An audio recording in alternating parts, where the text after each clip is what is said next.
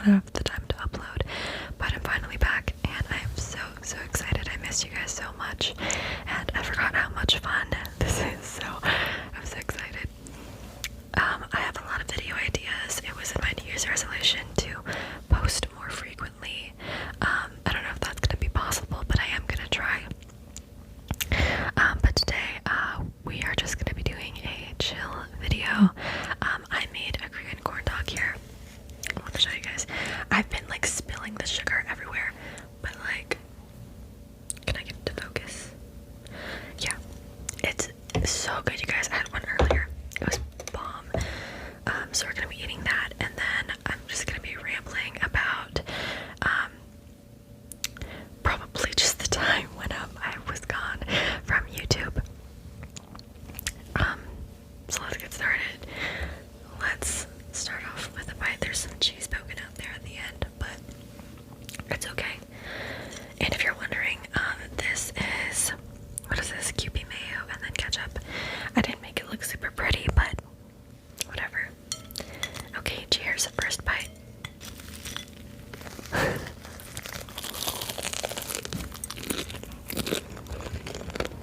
That is so good, you guys. I just have cheese inside. I've tried like hot dogs inside before, but I don't know. I could never really get with it. So I have cheese inside. I just have provolone cheese, and it's really simple to make. I basically just used like a pre-made like croissant dough thingy, and then I just wrapped it around the cheese, and then coated it with an egg, and then put some panko on top, and then fried it for like 5 minutes, and then I topped it off with sugar, ketchup, and Kewpie mayo. So super simple but super good. Let's take one more bite before I start talking.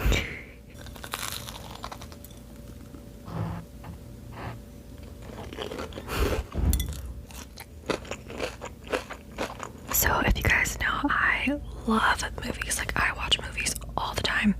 So I think I'm gonna talk about like the different movies that I've been watching. Let's see, like in the fall, autumn time, I was watching a lot of horror movies. Like, oh, let me think. Like The Witch. Oh my gosh, with Anya Taylor-Joy. Guys, it was actually really good. I would actually really recommend it if you guys like horror films.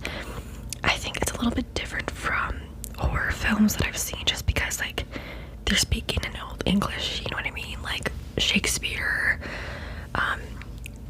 King James version of the Bible, you know, like that kind of language.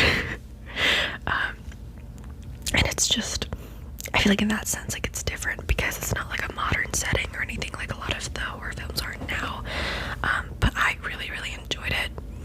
I thought it was like really creepy, very like, I like the twist of like the folklore of like witches, and you know, so I recommend it. Some other films that I watched, I know there's another film, oh my gosh, The Dark and the Wicked, and it's kind of like a southern supernatural kind of film. To be honest, I didn't really like it. I'd probably rate that like out of 4 if I'm completely honest. It just, I didn't think it was that good. I don't know, some people might like it. I'm so sorry, like someone is in the shower right now, so you guys are gonna have to bear with me. I haven't done this for months, so now I'm back and I'm very chaotic, so please excuse everything. But yeah, I think it's, I don't know, it just kind of felt kind of basic, and there isn't really like a happy ending, and you know, I don't know, not that horror movies have to have happy endings, but the entire time it was just kind of like, it was dreadful, you know what I mean? I don't know. Right, I think we're gonna go for another bite of the Korean corn dog. Hopefully this will be easier.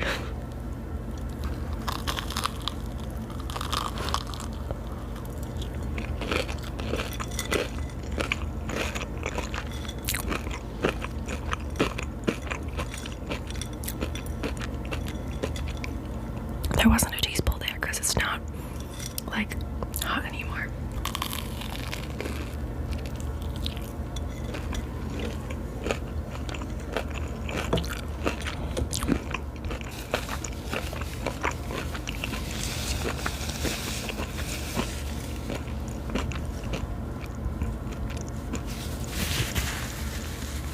It's so good.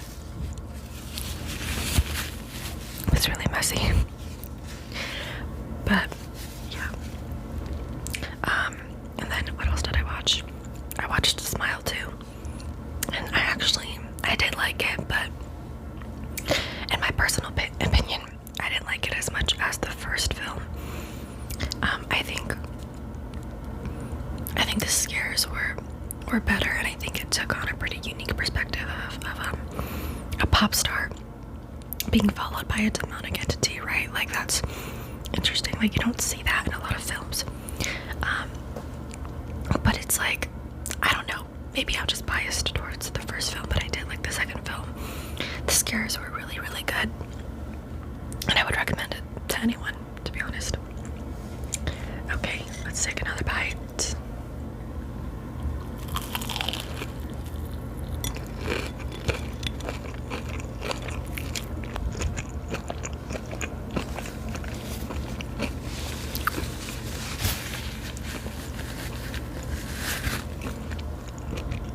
Let's see, what else can I talk about? Since it is January, I think it would be good to talk about New Year's resolutions and stuff. So as I mentioned earlier, one of my New Year's resolutions is to upload more consistently on YouTube. I've actually really missed you guys, and I really missed doing this, and I really want to be more consistent at it. And so I'm really hoping that's one of the things that I can do for 2025.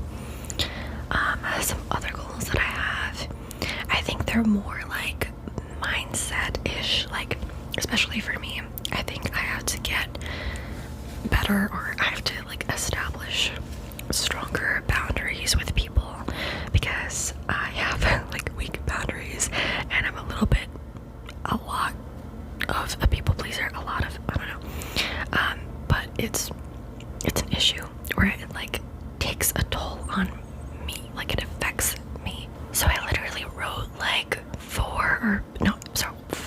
8 different like affirmations for myself to follow, or to, just self-talk, right? Positive self-talk, to empower myself. I can't remember like some of them off the top of my head because they're on my phone and I don't want to pull it out right now, but the ones that I can remember are like just basic stuff like, I can do anything I set my mind to, or their feelings are not my own, I know where I end and where others begin, or I'd rather people judge me incorrectly than sacrifice who I am, or something like that. So it's just those types of like positive affirmations, and I don't know, just empowering quotes to live by this year, because I think it's really important that I focus on myself. I think a lot, my whole life, if anything, I've always been, concerned about making other people happy and not really living for myself, and so when you do that, then a lot of resentment can easily build up, and it's like something that you don't really know how to like deal with, because it's like, I don't know, it's weird because it's like, it's all you've ever known, right? And sometimes, oh my gosh, no, the one that I like really, really live by this year, is this quote. And I lost it. Shoot, what was it? Okay, I just remembered it. It is not selfish to put my needs first. It is a necessity. Like, that's so good. You know what I mean? Okay, this is kind of off topic, but it's kind of just, it's related to being a people pleaser. But I remember seeing this TikTok a couple months ago, and it was about like how people pleasers are low key.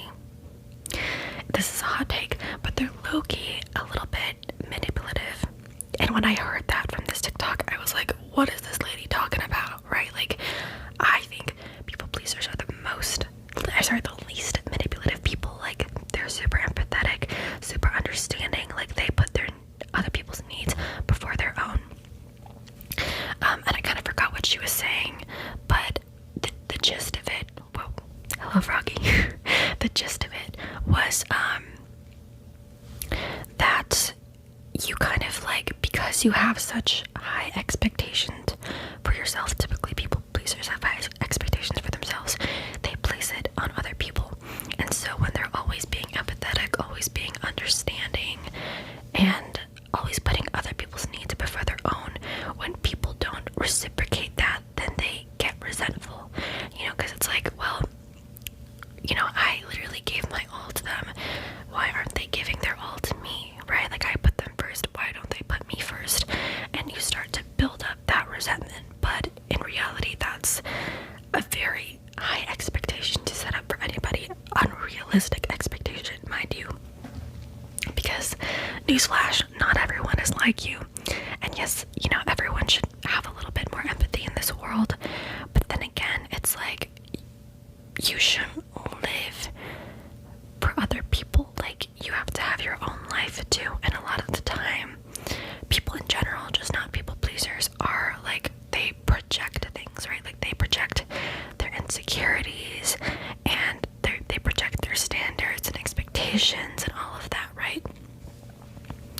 And so I think it's just kind of like an inner kind of thing that you need to work on.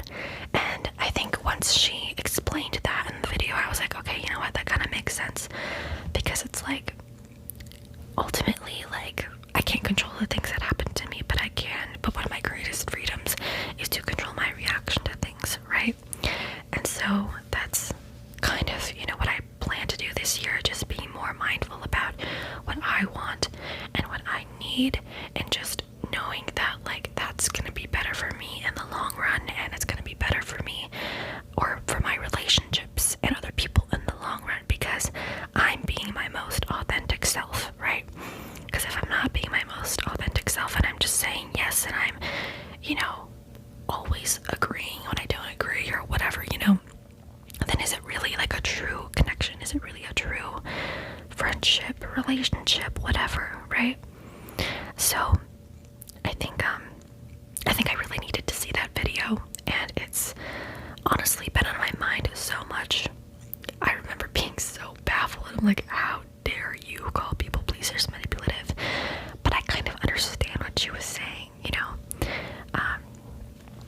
But yeah, oh my gosh, I went like on a 5-minute rant about that. Anyways, we still have some of our corn dog left, and the cheese is like cold now, so it's kind of sad.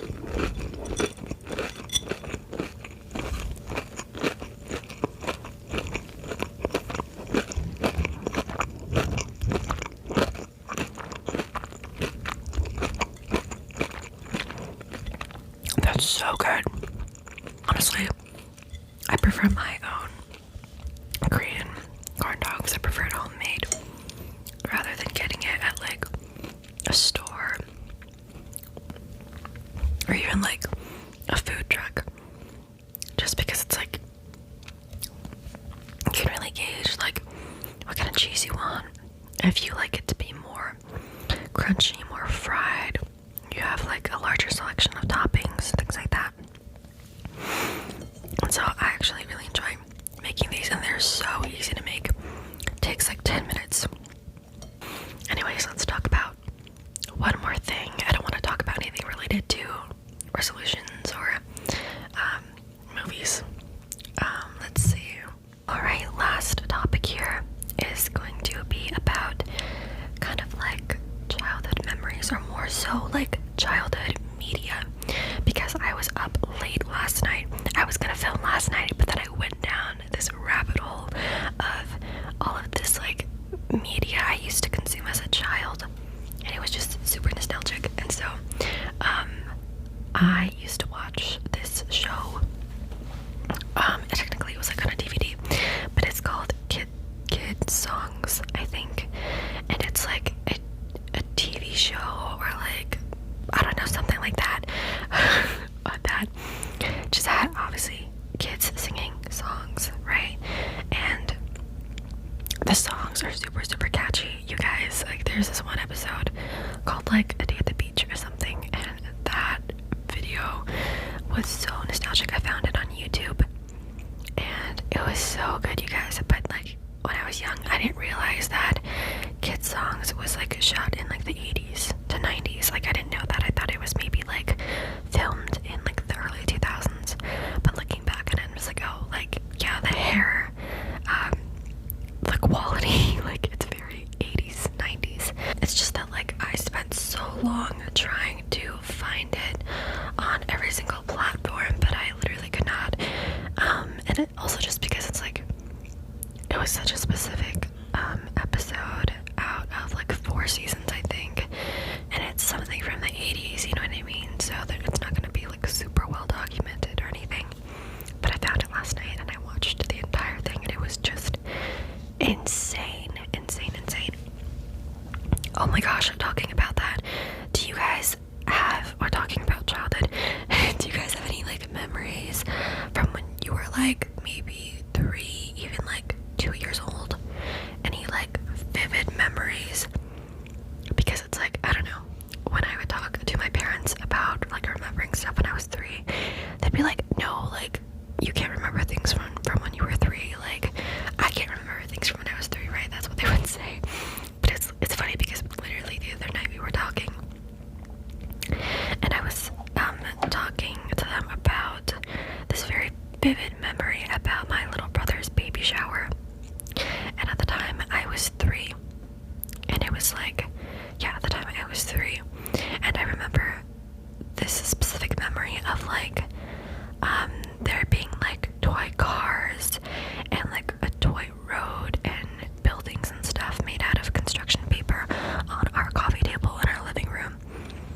And it was decorations that my aunt set up. And so I told my parents that I remembered that, and I remembered like specifically there was this like stuffed animal dog or something like that, and my older brother, he decided to take it even though it belonged to our younger brother, but you know, and it was like, it was sitting on this like toilet paper like motorcycle thingy. It was really weird, but I specifically remember that. And then when I was telling my parents about that, they were like, wow, like maybe you do have memories from when you were 3, because we literally did not take any photos of the decorated table. And so they were like, wow, like, how did you remember that? Like, you were 3. I just thought it was so interesting, because like it didn't fully register in my mind that I had so many memories from when I was like 3 or 4 years old. Like, I specifically remember like passing out Halloween candy when my older cousin was living with us at a certain time. And while he was living with us, my younger brother was not born yet, so obviously I was only 2, 3, or even 2 years old. But he would like pass out candy on Halloween at the front door.